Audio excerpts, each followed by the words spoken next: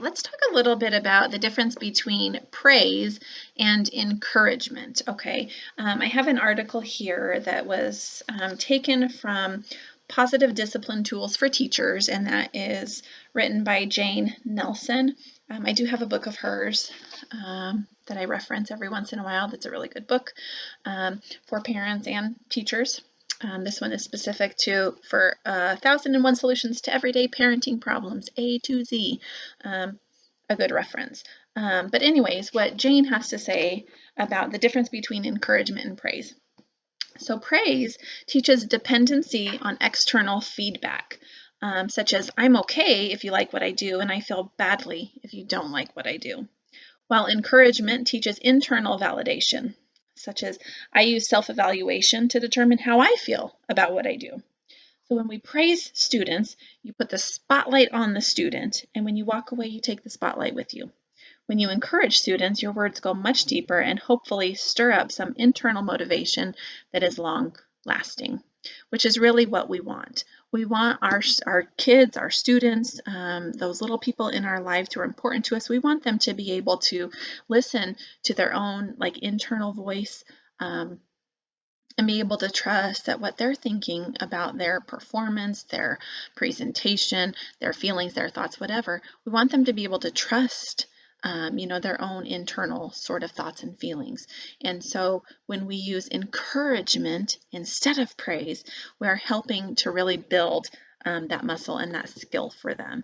So what do they sound like? I guess as far as giving examples, so you can kind of hear the difference between the two. So when we praise kids, for example, I don't have anything specifically handy, but kids will draw me pictures and they'll say, "Oh, Mrs. Buffington, do you like my picture?" Instead of saying, now this would be praise, if I were to say, "Wow, that is such a beautiful picture. I love it." Right? That is focused on me, my evaluation, how I'm feeling. That is not a child-centered way of responding. If I want to shift the focus to them, then I would say some encouraging words. And I would say something like, "Wow, look at all of those colors you used. I can tell that that took you a long time to complete. You want to show me how proud you are of your picture," right? So I'm not saying, "Oh, I'm so proud of you. Look at how hard you worked." I'm saying, "Wow, you want to show me that you are proud of your picture." So again, it shifts the focus away from me, which is what praise would be, to encouragement and to the student, the child, the person who is sharing with me. Again, I want to validate that internal thought and feeling that they are having about what they're sharing with me. If I were to go to a basketball game or something, excuse me, and kiddo makes a basket. "Yes, you're amazing. Wow, you're awesome," right? Instead of, screaming that, I could say, "Oh my gosh, kiddo, you have been working so hard on your layups. Oh, you have worked so hard on your dribbling skills, and you just made a basket," right? I'm not saying, "I am so proud of you." Doesn't have to do with me. I am focusing on them and how hard they've been working and what they are doing. Okay. And again, going back to noticing feelings like, "Wow, you are so proud of how hard you've worked. It feels good when you practice and your practice pays off." So it shifts away from me and it shifts to them. Let's see. And I mean, the challenge is we've kind of been brought up, at least I know I have, where we want that praise. We want, to know that the people that we love and care about are proud of us, that they love us, that they, all of these things. We want to make them happy, right? We're pleasers. And so it can be really difficult. This is a really tricky skill. And I'm not saying never praise your kids. There's a time and a place. I think if we can find a way to balance it, though, however, where we are more encouragement heavy than we are praise heavy, I think that's going to work out, more in our child's favor as far as helping them be able to trust that internal evaluation so that they can trust themselves, and they're not looking to their peers for validation. They're not looking to their peers, you know, to validate whether or not they're cool or whether they should be doing this or liking this or saying that. You know, we want them to be able to do that themselves and look to themselves like, I don't care if they don't like my shirt or whatever because I like it. And that's what matters, right? Um, I don't care if they don't like my picture or my drawing because I've worked really hard on this and this is an improvement. I'm doing awesome, you know? So it's a tricky skill to learn and to practice. But, you know, just like I tell our students, the more you practice, the better you get. It can be awkward at first because, you know, you're going to try to use encouragement, but you're going to end up praising, and that's okay because you're trying new things. And again, it really helps model for our kids that, you know, things take practice and we're not going to be awesome at it at first, and that's okay because we're going to keep trying. And so, yes, I really encourage you to shift away from that praise um, and shift more towards encouragement. It can be difficult, but you can do it, and it will reap many, many benefits. Because again, we want our kids to be confident. We want them to have self-esteem. We don't want them when they get into their middle school years, high school years, we don't want them to cave to peer pressure because other people, you know, are evaluating them and telling them that they should or shouldn't be doing something, that they should or shouldn't be liking something. Um, we really want to promote and build up that muscle inside of them, you know, that they can listen to that to decide whether or not they should be doing things, whether or not, you know, what they're thinking or believing or saying or whatever is true or good or whatever, right? We want them to look to themselves. Um, so just a couple of examples. Sorry, I have a couple articles here that I'm referring to um, that I share with parents sometimes. And yeah, so just some examples. Instead of saying something like, awesome, you can say, um, you washed your hands without being told to. Instead of saying, way to go, you can say, oh, you did it yourself, or you listened very carefully. One phrase that I use a lot with my own kiddos is, you didn't even need my help. You did that all by yourself. Especially as, you know, they're kind of developing those gross motor skills, maybe even some of the fine motor skills too, but you know, like I've noticed with my 4-year-old, you know, when she started learning how to dress herself, you know, I'd be like, oh, you didn't even need my help. You put your pajamas on all by yourself. And you could just tell she's just beaming like, yes, I didn't even need your help. And she will start saying that too. She's, you know, that's something that she says, um, which is kind of a cool thing. You know, you'll start to hear some of these phrases, some of, you know, the things that you are saying and modeling for your kids. It's going to come back to you. And you're just like with the feelings, your kids are going to start, you know, reflecting and naming your feelings for you. You know, they're going to start giving you encouragement too versus praise. Mommy, you worked so hard on that.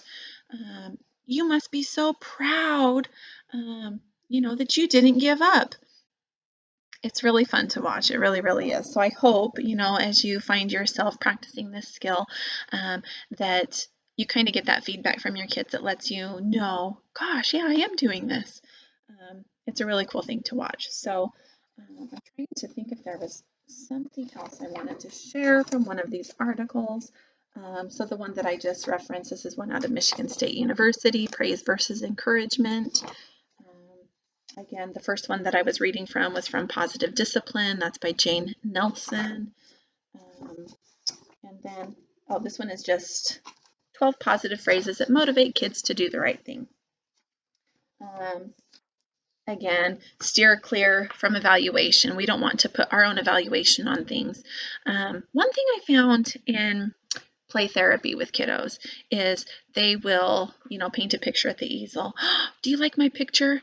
And I'll come back with encouragement instead of praise. And I'll say, wow, you worked really hard on that. Look at all of those colors you used. But do you like my picture? And like they won't give up. They want some praise from you, right? And so that can be really difficult.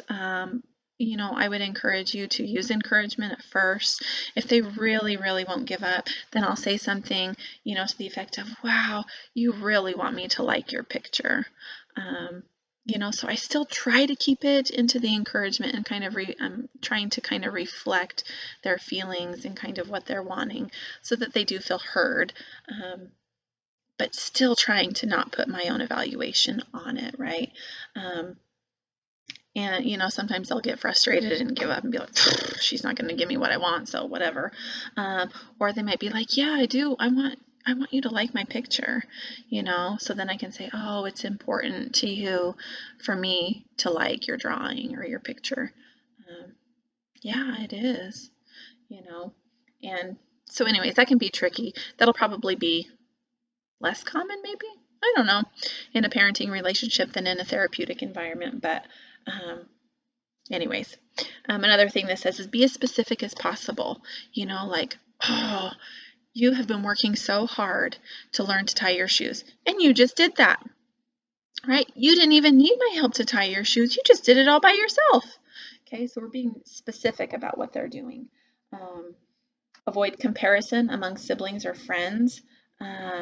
Instead of when we say things like, oh, thank goodness you like homework and I don't have to hound you the way I do your brother, right? That's kind of a negative thing because we're setting up a situation where one child is better than, another child isn't good enough. And so again, that's putting our evaluation on that, and we want to avoid that, and it's going to cause trouble in other areas. So giving your child the credit and the power. You must be so proud of yourself. You are smiling ear to ear. You are so proud of, the hard work that you did. Be enthusiastic. Children really thrive when we are encouraging and we are genuine, but when we're warm, right? And so be enthusiastic. I appreciate that you brush your teeth with only one reminder, right? And so you might find yourself hearing from your kids, I brushed my teeth with only one reminder, Mom.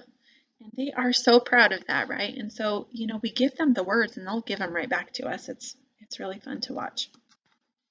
Um, let's see. Empowering our children,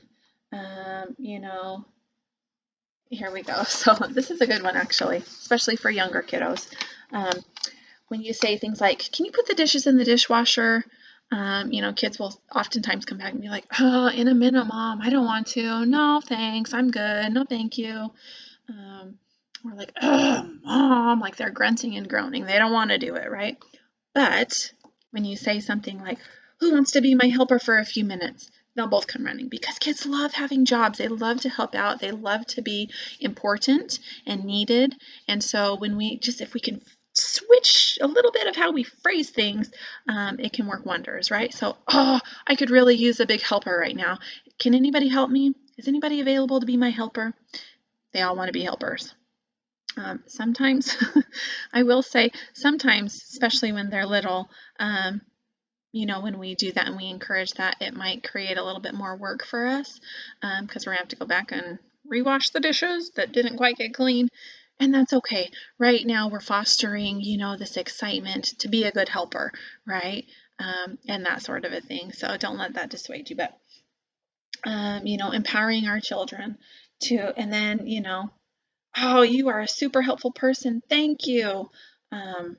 Rather than kind of demanding, come and do your chore right now. It's time to do your chores. But just doing a little bit of a tweak on how we phrase things can be super helpful. Explaining the bigger picture to them. Sometimes when we tell kids no, that can really set them off. So finding, the reason why, or I don't know, like if we can give them some context, explain why we do what we do. Why do we wash our hands after we go to the bathroom? Why do we make our bed in the morning? Things like that. They're much more likely to go along with our request if they know the why behind it, instead of just saying like, because I'm the parent and I said so. They're going to be like, oh, I don't want to do that, right? But if we say like, oh, we wash our hands after we go to the bathroom because it gets the germs off, and if we don't wash our hands, we could get really sick. and they're like, oh, I don't want to be sick, so if we provide context with that, then that encourages them to, want to do those things. Yeah, I don't know. I hope that helps clear up some of the, the difference between praise and encouragement. We really want to take the evaluation off of us, and we want to, be more child-centered and, have that focus on them. Like I said, so praise teaches dependency on external feedback from others. And then encouragement teaches that internal validation from self. Okay, so that's really what we're going for when we look at praise versus encouragement. Okay, so try that this week. It's going to be difficult. You're going to fall on your face. You're going to sound silly. It's going to be ridiculous, but keep trying. Okay, don't be hard on yourself. Give yourself some grace. You're learning new things. You're trying new things. You're doing awesome. And there I go with praise, right? You are working hard. You are trying new things. There's some encouragement for you. All right, we'll see you again soon.